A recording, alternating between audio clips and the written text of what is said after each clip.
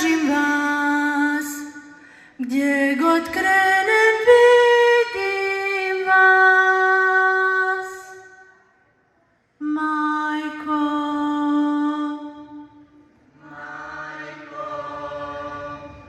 Oče, što vas nema.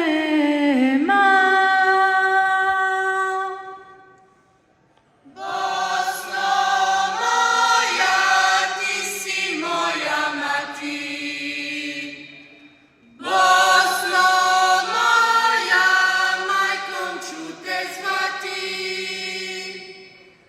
Bosno majko, Srebrenice sestro. Cijenjeni uvaženi učesnici Marša mira, selamu alaikum, bonjour. Ispred organizatora ovogodišnjeg Marša mira 2023. godine, ovo je prvi Marš mira nakon korone, pripala mi je čast i obaveza da vam se obratim i zahvalim i naravno stvar zaželim dobrodošlicu. Se zahvalim madam, gospođe Florence Nater, zatim gospodinu Baptiste Urni, koji će također imati obraćanje.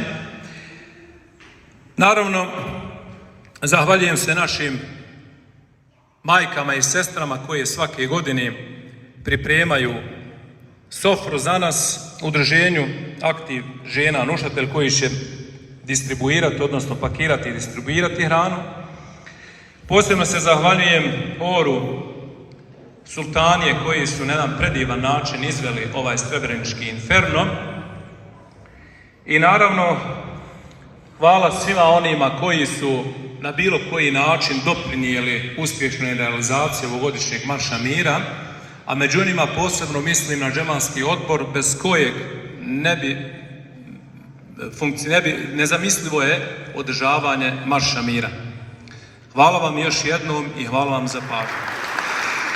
Le point.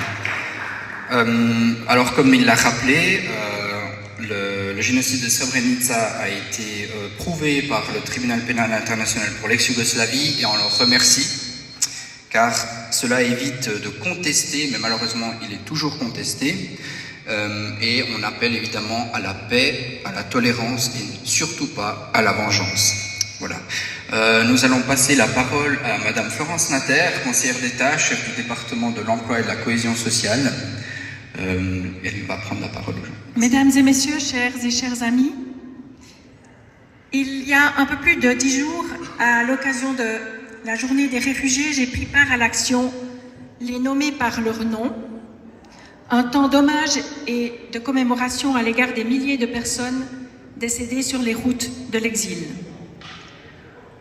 Aujourd'hui, je suis avec vous, avec émotion, à l'occasion de la commémoration du massacre de Srebrenica en juillet 1995.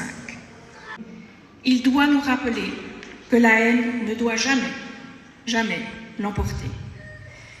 Mesdames et messieurs, vous connaissez la brutalité et les ravages du nationalisme, les divisions qu'il crée et les manœuvres qu'il déploie pour séduire. L'histoire devrait nous avoir appris qu'une telle situation conduit à la destruction. Mais avons-nous retenu la leçon?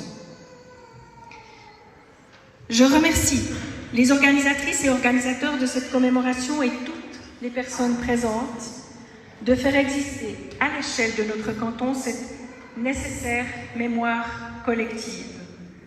Osons affronter les démons du passé, même récents, pour construire ensemble une société multiple. Ministrica kantona Nušatelj je ponovila podršku kantona Nušatelj za našu bitku za pravdu, za istinu i podsjetila je da je Srebrenica nešto što se može desiti svakome i svugdje i to nam je opomena i moramo se držati dobro. À présent, Monsieur Baptiste Urni, conseiller national, avocat, ainsi que candidat au Conseil des États et au Conseil national, va prendre la parole. Les Bosniaques, chers et chères personnes ici, par solidarité, chers et chers toutes et tous, en fait, c'est difficile, comme politicien suisse, d'être invité à une telle manifestation parce que, par définition, je n'ai pas vécu ce que beaucoup d'entre vous ont vécu. Alors au moment d'évoquer de faire cette commémoration, il ne me semblait pas inutile de rappeler les faits. Plus de 8300 personnes ont été tuées à Srebrenica, comme l'a dit Florence Natter, pas à cause de ce qu'elles faisaient, pas à cause de ce qu'elles croyaient, mais simplement parce qu'elles étaient bosniaques et musulmanes. Et Srebrenica, vous savez mieux que moi, c'est pas de l'autre côté de la planète. J'ai regardé ce matin, c'est à 1h40 d'avion, c'est à 15 heures de voiture, c'est environ à 1400 km. Srebrenica, c'est à côté de chez nous. Et le massacre qui a eu lieu en 1995 est le pire massacre qu'il y ait eu depuis la Deuxième Guerre mondiale. Parce qu'aucune autorité, qu'elle soit politique, judiciaire, exécutive ou législative, ne devrait admettre que c'est une opinion que de contester un génocide. Non, contester un génocide, c'est un délit, c'est un crime. Et ça, nous devons véritablement, vous, nous, toute la société, nous devons faire changer cette jurisprudence. Il n'est pas acceptable que dans ce pays, on puisse nier l'horreur telle que beaucoup d'entre vous l'ont vécue. J'aimerais terminer en disant cela, en disant nous ne devons jamais oublier, nous devons toujours penser à la paix, à la solidarité, à la mémoire. Et cette journée fait partie de ce processus. Je suis extrêmement heureux d'être aujourd'hui avec vous pour pouvoir partager, pour pouvoir échanger. Et même si les faits dont on se rappelle aujourd'hui, même si les faits que nous commémorons sont horribles, j'espère quand même que vous passerez une magnifique journée parce que la vie continue.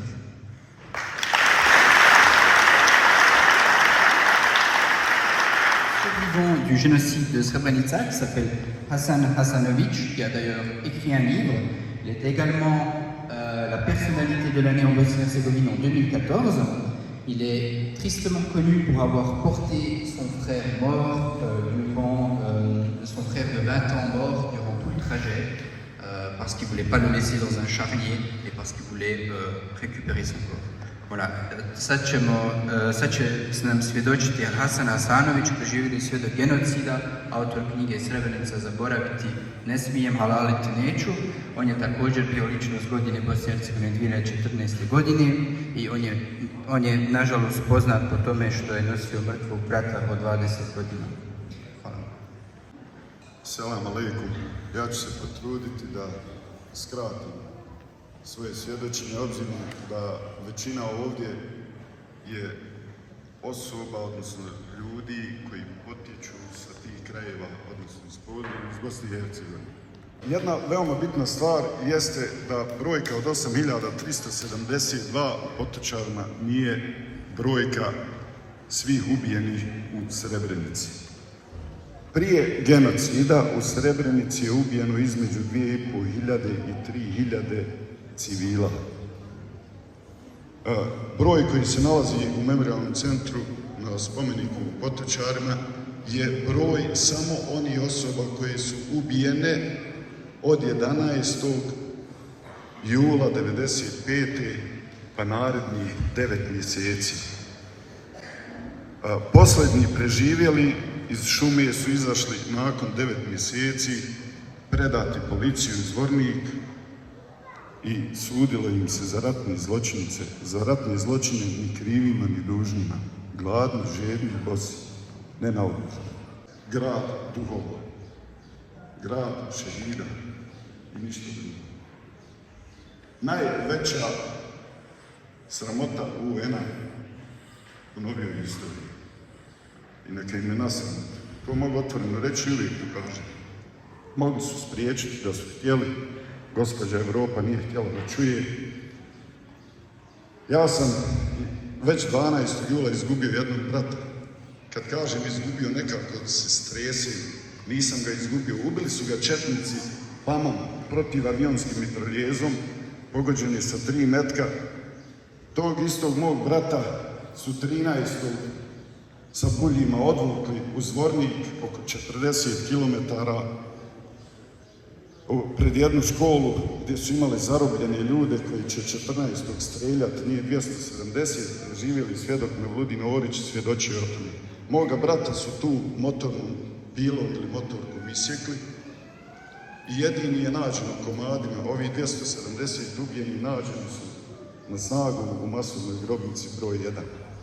Moj brat je nađen u masovnoj grobnici broj 1, noge i gornji dio bez dijela lobanje nađen u masovnoj grobnici snagom 4. Zakljetvi mojoj majci, obzirom da sam ja bio oženjen, da sam imao sina, ja sam obećao majci da će njih dvojica prijeći na slobodnu teritoriju. Nažalost, prešli smo nas dvojica, najmlađi brat je ubijen, imao je 18 godina. Prešli smo nas dvojica, ja i moj brat Asip, s tim da je on prešao fizički, ali ubijen. A zbog te zakletve nisam odustao, jedini sam koji sam prenio tijelo brata na slobodnu teritoriju. Ne ponosim se time da sam ga Bogom uspio dovesti živog, ali zbog obećanja mom dženetu nisam odustao. Pa zar treba majka Bošnjakinja da rađa, da neko ubija? Ne ubijamo mi nikog. Kao što reče Hafiz, i mi imamo pravo pod ovim nebom. Majka Bošnjakinja će rađati da bi školovala, odhranila i da bi bila ponosna na svoje sinove, a ne da ih neko ubija. Ali ću vam reći jednu stvar, kako ja liježem uveče i kako se budim. Brata Hasiba sam nosio teško ranjeno kad smo nagazili na mine 9,5 sati i razgovarao sam. Često mi je tražio vodu, nisam mu smio dati vodu jer bi ga tad ja ubio. Nakon 9,5 sati zatražio mi je da sjednem, da spustim njegu svoje krilo, odnosno njegovu glavu, što sam i uradio. Trudio sam se da mu ugađam jer sam bio svjestan da će preseliti. Liježim tako i budim se tako što posljednja rečenica mog brata je bila jako teška. Rekao mi je da kažem mami da se mi pati i preseli. S time se budim, s time liježim. Ali sam ponosan i na sebe, ponosan sam na sve Bošnjake što su izdržali sve ovo. I na kraju reći ću vam jednu poruku. Sjećajte se, svi oni koji su preživjeli, a vidio sam ovdje par ljudi, prenosite na naše mlađane. Ako zaboravimo svoju historiju koju, nažalost, u Bosni i Hercegovini pišemo mi samo koji smo svjedoci, a ne oni koji bi trebali, desit će nam se puno gori. Nažalost, dozvolili smo da nas 11 puta ujede zmija iz iste ruke. To više nikad ne smijemo dozvoliti. Hvala vam još jednom. Počašćen sam što sam danas s vama ovdje.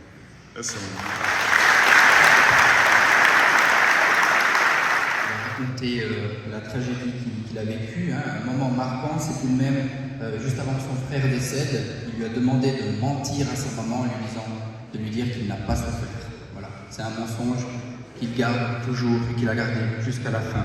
Voilà. La communauté bosniaque, en remerciement à la population et aux autorités neuchâteloises, va revenir sur quelques points. C'est à Neuchâtel que des centaines de familles ont trouvé un refuge suite à l'agression de la Bosnie-Herzégovine.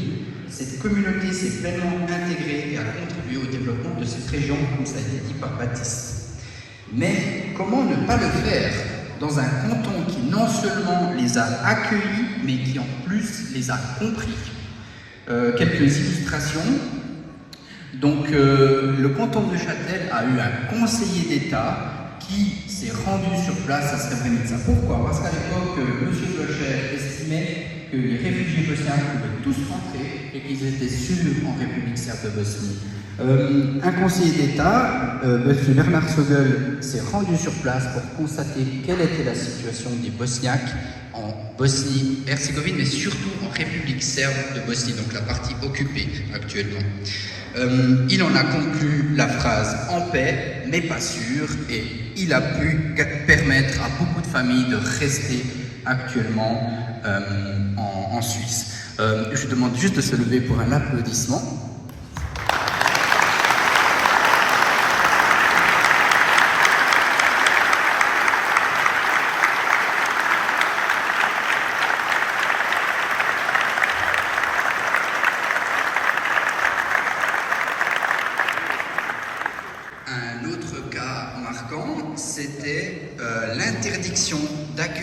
l'étoile rouge de Belgrade à Xamax. C'était juste après le génocide. Un jeune député à l'époque du nom de Jean Schutter a dit qu'on ne peut pas tolérer un match avec cette équipe-là, dont le slogan était Nožnica Srebrenica, et cette personne avait bien compris ce que signifiait cette phrase. Elle narguait les victimes, et pas seulement pour cette raison, mais aussi pour le système autoritaire qui régnait en Serbie. Il a demandé, ce député, à ce que le génocide, à ce que le match soit annulé. Ce député plus tard sera conseiller d'État, puis président de la BNS, comme vous le savez. Il vous excuse de ne pas pouvoir venir ici et vous transmet ses chaleureuses salutations. Pour lesquelles nous luttons actuellement, c'est pour faire rappeler qu'il faut punir la négation du génocide. C'est un combat politique que nous devons mener au niveau fédéral. Également, donc, la reconnaissance au niveau du Conseil national du génocide de Srebrenica, une reconnaissance symbolique, parce que vu que c'est reconnu par les autorités judiciaires, ça l'est automatiquement par la Suisse, mais la reconnaissance symbolique n'a pas eu lieu sous ce prétexte-là, alors que la reconnaissance d'autres génocides a eu lieu. 3/4 des députés, des conseillers nationaux neuchâtelois ont voté pour la reconnaissance. Voilà, et à l'avenir, on espère des marches plus ambitieuses, encore avec plus de gens, avec plus d'ouverture, plus d'invitations, et peut-être, pourquoi pas, à Neuchâtel. Bude prezentiran film, mi smo ovdje pokazali kako su vlasti kantona Neuchâtel najbolje razumile Bošnjake ovdje, i moramo se i dalje boriti. Naša iduća bitka ovdje u Švicarskoj jeste da već je priznat genocid, ali da bude kažnjen. On trenutno nije kažnjen zato što se smatra da je sloboda govora veća od negiranja genocida. I to se na jedini način može politički zamijeniti, da se zamijeni zakon. Hvala vam, sve ćemo pustiti. Srebrenica, grad lijepog imena i bolnih uspomena. Od 11. jula 1995. vrijeme u Srebrenici je stalo. Prema naredbi Tomislava Tome Kovača, komandanta štaba policijskih snaga, Ministarstva unutrašnjih poslova Republike Srpske, broj 64/95, od 10. jula 1995. godine, 11. jula u rejon Srebrenice upućena je samostalna jedinica MUP-a, u čiji sastav ulaze drugi specijalni odred policije iz Šekovića, prva četa posebne jedinice policije Centra javne bezbjednosti Zvornik, mješovita četa združenih snaga MUP-a Republike Srpske krajine, Srbije i Republike Srpske i četa iz kampa za obuku na Jahovi. Za komandanta je postavljen Ljubiša Bolovčar, koji je do tada bio zamjenik Gorana Savića, komandanta specijalne brigade policije Republike